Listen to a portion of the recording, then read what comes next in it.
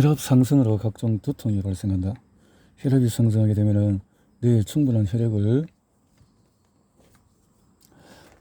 공급하는데 유용하다. 혈압 상승인데 각종 두통이 발생한다? 상승하게 되면 뇌에 충분한 혈액을 공급하는데 유용하다. 하지만 항이뇨 호르몬제와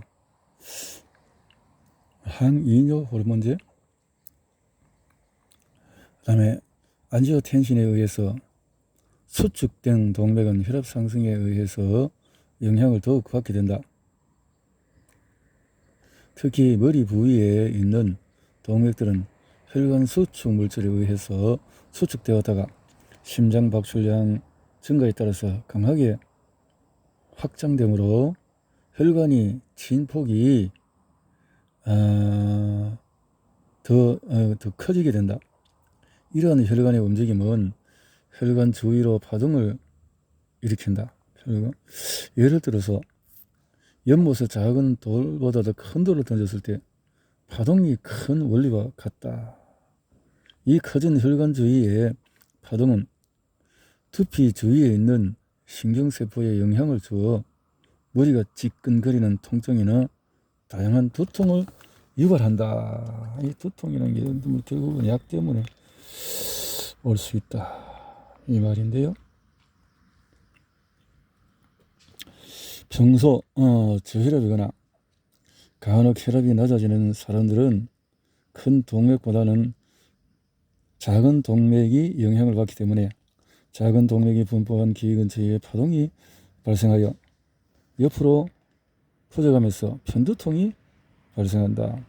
혈압이 높거나 고혈압 환자는 큰 동맥까지 영향을 받으므로 큰 동맥이 분포하는 뒷목 부위까지 당기거나 머리 뒤쪽에 분수가 솟는 느낌, 뒤통수가 찌릿거리는 통증 등이 있게 된다. 이런 증상은 머리 뒤쪽의 큰 혈관에 압력이 크게 증가했다는 신호다. 머리 쪽 혈관의 혈압 압력 상승은 안구에 혈액을 공급하는 혈액에도 영향을 주어서 눈이 침침한 현상이 생기기도 한다.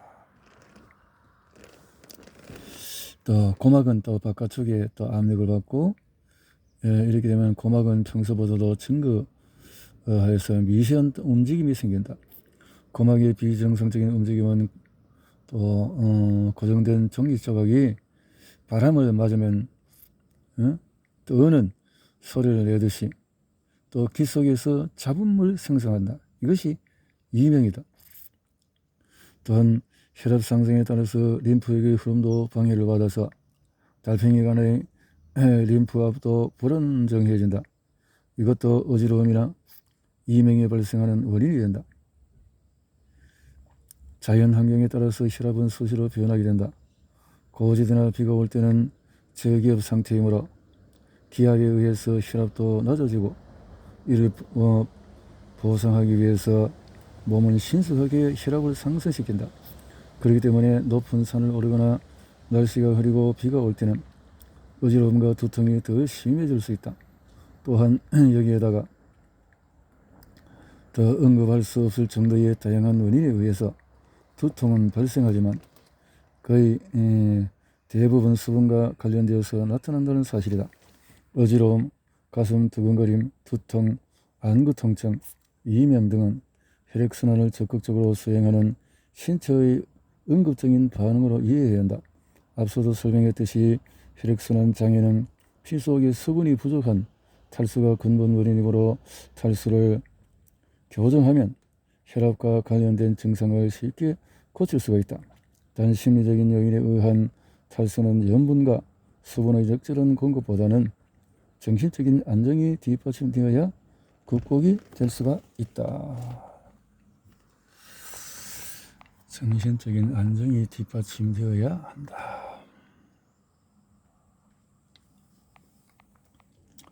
뇌 기능과 탈수 생각을 키우는 소금.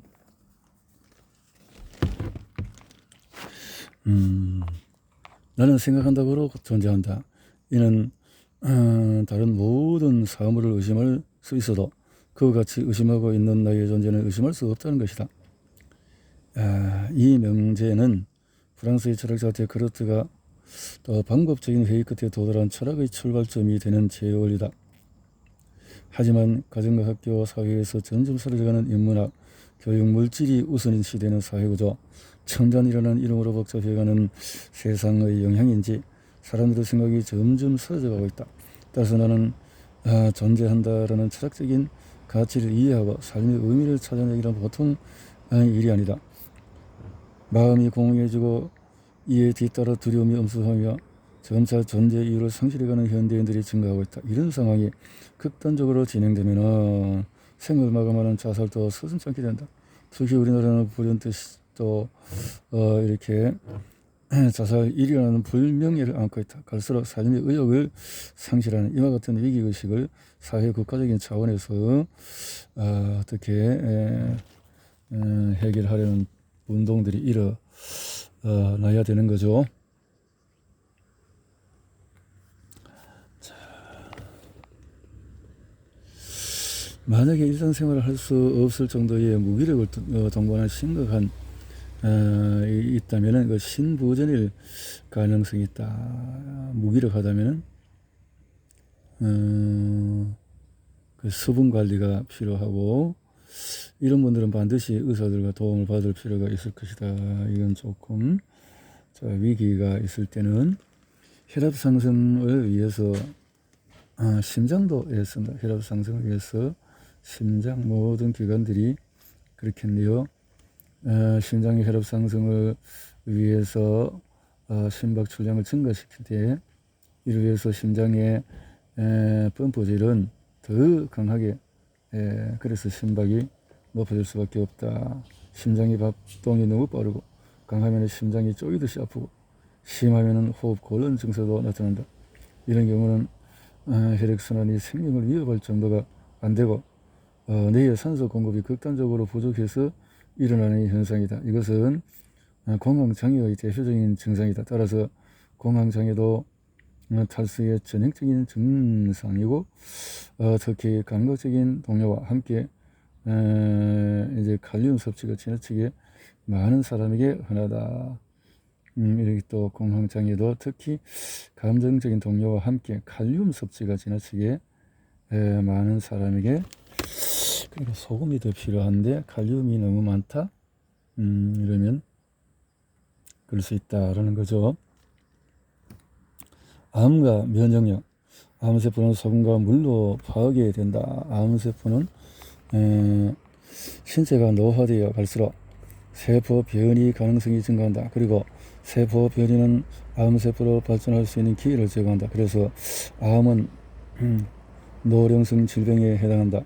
그런데 요즘은 암은 나이를 구분하지 않고 발생해서 연령이 점차 낮아지고 있다. 건강에 관심이 더 높고 의학 정보가 넘치고 건강 관련 산업이 발달된 현대 사회에서 나타나는 현상이라 참으로 아이러니하다. 인간이 살아가는 동안에 누구나 세포 손상 과정에서 세포 변이와 암세포의 생성을 피할 수는 없다. 하지만 어떤 사람은 암으로 생명을 위협받고 이것은 암세포의 생성수도 중요하지만은 이렇게 암과 면역력, 암세포는 소금과 물로 암세포는 파괴된다.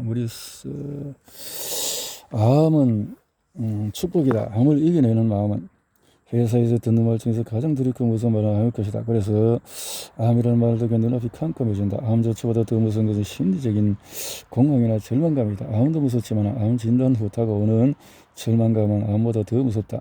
암 발생의 가장 큰 요인이 스트레스인데 암 진단은 스트레스를 가중시켜서 삶의 의욕을 더 떨어뜨리는 것이다. 하지만 역설적이도 스트레스는 이전의 건강을 돌보지 못했던 생활에 대해서 되돌아볼 기회를 제공하고 새로운 삶에 대한 의욕을 불러일으킬 수 있고 이렇게 해서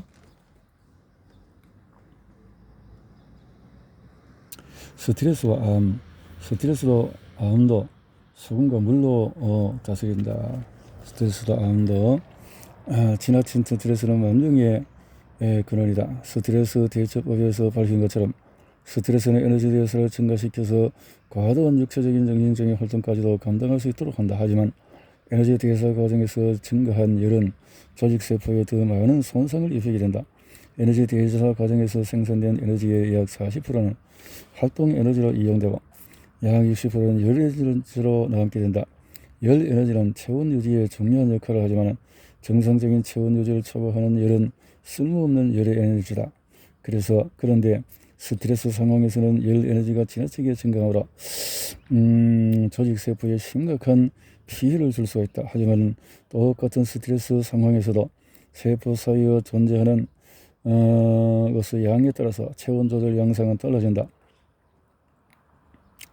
다한증과 정상 체온 유지 편에서 주장한 것처럼 간질액이 많을수록 체온 조절에 유리하고 간질액이 부족하면 신체는 과열되고 이것을 해결하기 위해서 염증을 체외로 배출하여 땀이 증가하게 된다. 염분을 배출시킨다는 거죠. 간질액의 수분 보유는 그래서 스트레스도 암도 또 이 스트레스도 소금과 물로 해결 도움을 받을 수 있다 이 말이네요. 신장결석, 또 방광결석, 요로결석, 또 탈수는 우리 몸을 광산으로 만든다. 탈수. 이것만큼 급작스럽고 격하게 통증을 발생하는 병도 드물다. 간혹 치료를 잘하고 또 방심할 즈음에 또 재발한다. 이것은 바로 우리 몸에 쌓이는 결석이라는 녀석이다. 결석은 일반인들이 대부분 담석이라고 알고 있는 것인데 결석이 신장에 생기면은 신장결석, 요도에 생기면 요로결석, 담낭에 있으면 담낭결석이라고 부른다. 그리고 담낭결석이나 간에 있는 결석을 담석이라고 말한다. 즉 담석은 담낭과 간에 한하여 사용하는 결석이다. 하여간 신체에 생기는 모든 돌을 결석이라고 부른다. 하여간 담도의 돌들은 담낭에 형성되는 결석도 있다. 바로 담석이다. 담낭뿐만 아니라 담간이나 간에도 담석은 형성된다. 담석에 관한 의학 정보에서 담석의 원인을 다음과 같이 설명하고 있다. 담석이 생성되는 기본적인 원리는 담즙의 주요 구성 성분인 담즙, 인지질, 섞여 있는 미포, 마이셀 용액 내에 콜레스테롤 등의 것이나 무기염, 유기염 등에서 증가되어서 과포화 상태가 되면서 침전되는 것이다. 좀 더 자세히 설명하면 콜레스테롤은 지방 성분이기 때문에 담즙에 요행되지 않지만은 콜레스테롤, 담즙산이나 인지질과 함께 작은 미포를 형성하게 되면은 담도의 돌들이 그래서 콜레스테롤의 과도한 증가와 이런 것들이 또 탈수를 통해서 생길 수 있는 소지가 되는가 봅니다.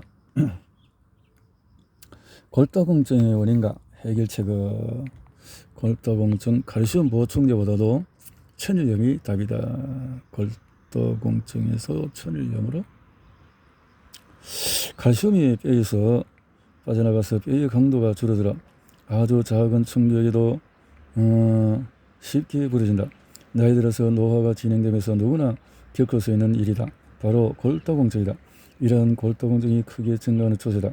골다공증에 대한 많은 정보들이 의사들이나 대중매체에 의해서 알려져 있고 골다공증을 예방하기 위해서 칼슘제를 복용하는 인구가 늘었는데도 그러하다. 그리고 골다공증 여성들에게 흔한 질환이었는데 요즘은 남성들의 골다공증 정도가 남성은 2배가 넘는다고 한다. 그리고 연평균 약 13% 증가했다. 골다공증은 노령 질환에 해당되기 때문에 노령화 사회의 골다공증 증가는 당연한 것이다. 하지만 나이가 든다고 모두 골다공증에 걸리는 것은 아니다. 노령에도 튼튼한 골격을 소유하여 건강한 삶을 유지하는 것을 보면 건강관리를 어떻게 하느냐에 따라서 골다공증도 충분히 예방할 수 있다.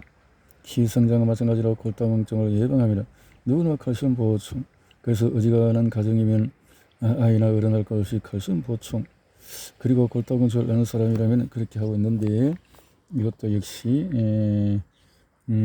소금과 물이 부족하면 오히려 결석과 여러 가지 문제가 올 수 있다. 진짜 건강하려면 어설프게 실천하지 마라. 소금을 마시기로 건강해지기를 원하는 분들이 에게 당부하는데 소금물은 만병통치 약은 아니다. 현대학이 워낙 저염식을 강조하여 현대인들 소금 섭취가 너무 줄어들었고 이에 따라서 물을 마시기 힘들어서 탈수에 시달리고 있다. 그리고 탈수로 인해서 어종육부의 기능이 약해져서 살아갈 때 필수적인 영양 섭취도 불균형을 이루고 육체적인 정신적인 활동은 도를 넘고 있다. 이런 악순환의 고리를 끊기 위해서 첫걸음이 소금을 마시기란 사실이다.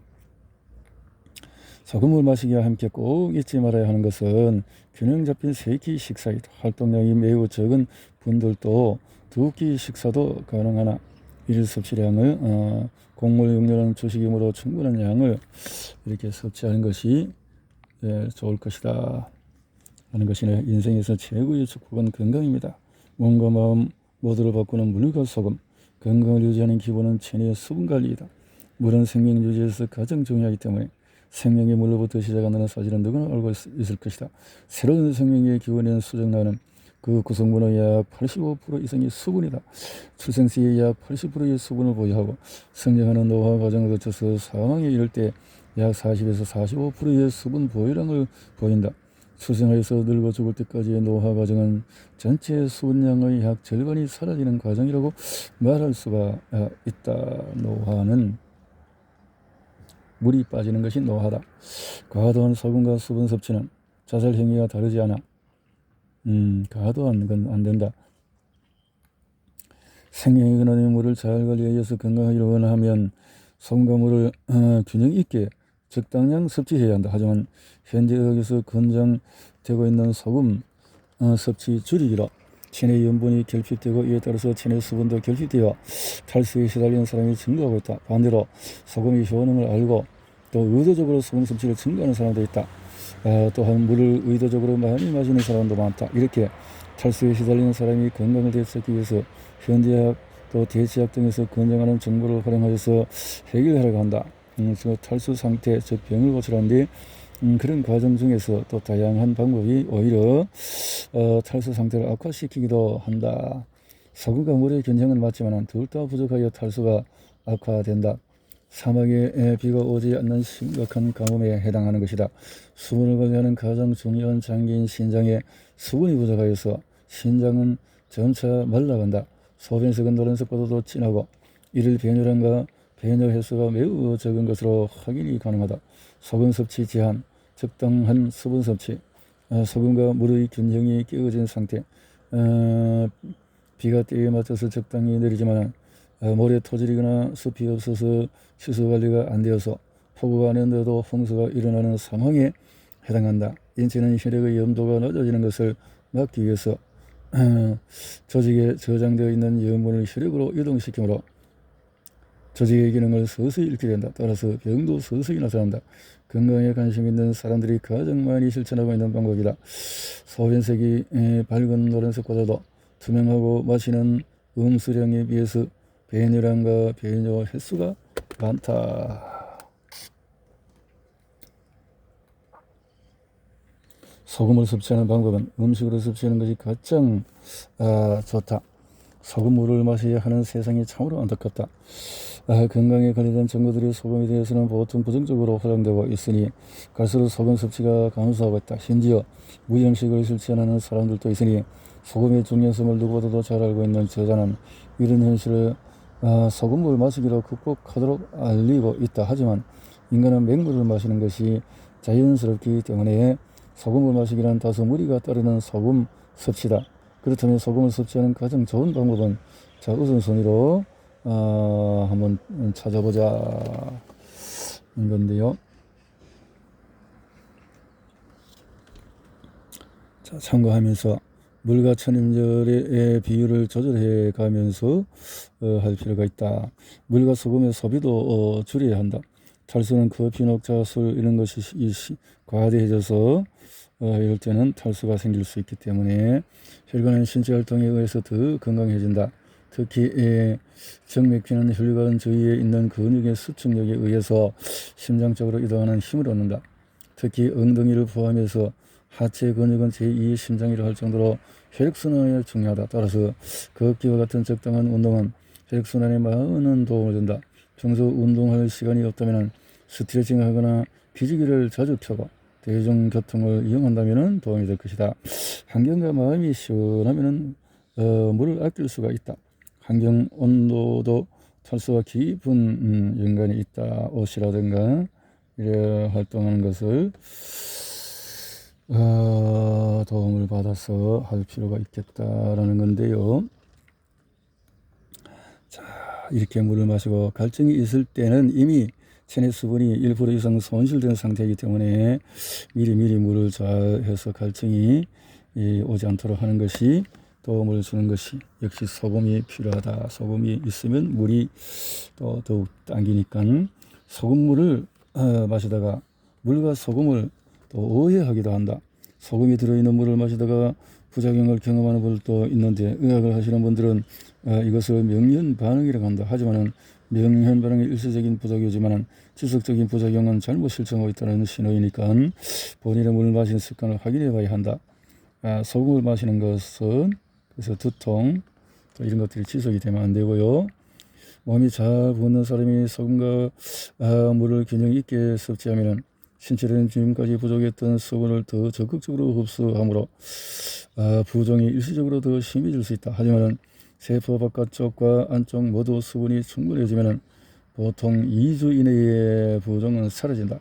만약 소금물을 마신 후에 2주 이상 부종이 지속되거나 몸이 힘들면은 소금과 물의 균형이 맞지 않은 경우이다. 이 경우 대부분 소금 때문에 몸이 붓는다고 생각하겠지만 오히려 소금이 부족하다는 신호가 되는 것이다. 소금과 물의 균형.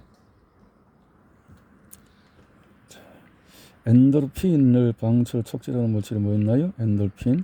그래서 커피가 여자들한테 좋고 녹차, 특히 이런 사람, 탄산음료 아이들한테, 술, 남자, 담배, 미네랄 흡수를 방해하고 그렇게 이뇨 역할을 하기 때문에 통증을 완화시키는 기호식품과 성향에 따라서 이렇게 통증을 완화시킬 수 있고 또 아이들한테는 또 탄산음료가 또 담배가 이렇게 미네랄 흡수를 방해하고 수분 이용을 방해하기 때문에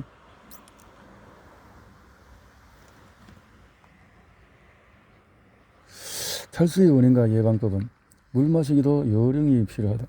물을 마시는데 무슨 요령이 필요할까 의아해하는 분도 많을 것이다마는 그러나 물도 마시기에 물은 곧 생명이다. 탈수의 원인과 해결책은 다음과 같이 한다. 수분 결핍에 의한 탈수 갈증 신호를 무시하고 수분 섭취를 줄여서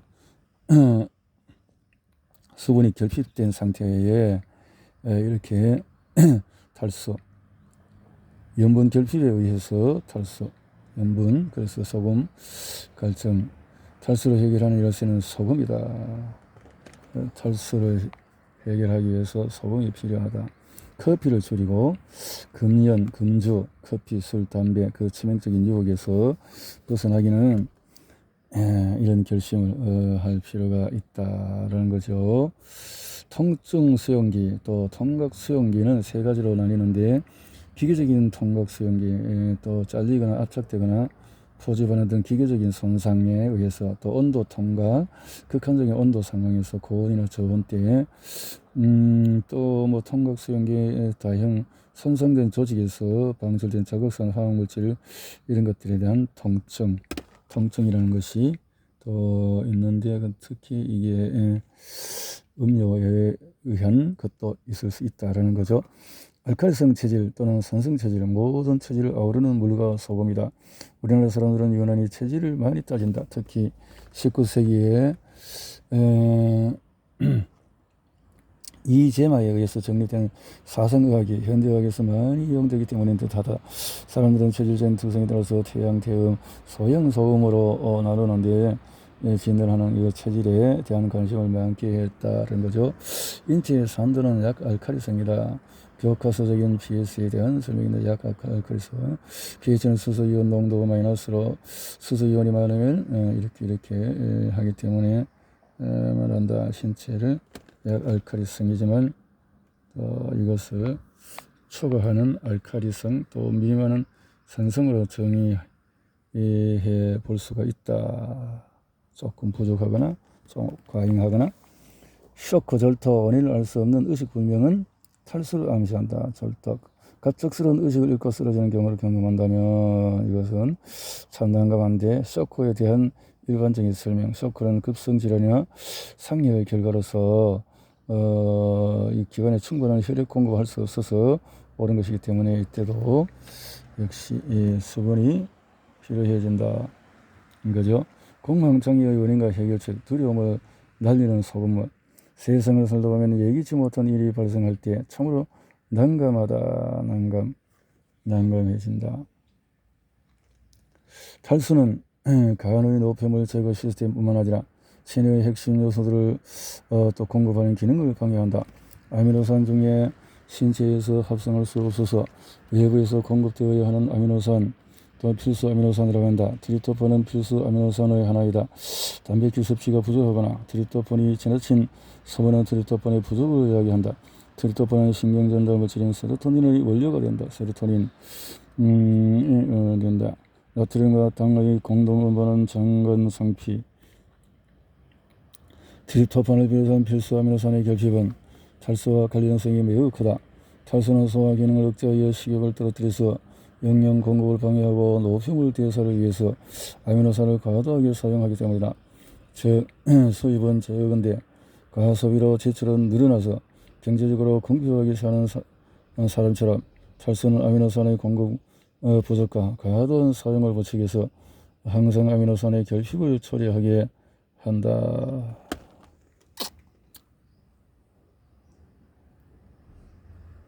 소화 기능을 억제해서 식욕을 떨어뜨려서, 그래서 이것이 필수 아미노산 결핍이 탈수와 관련이 매우 커지는군요.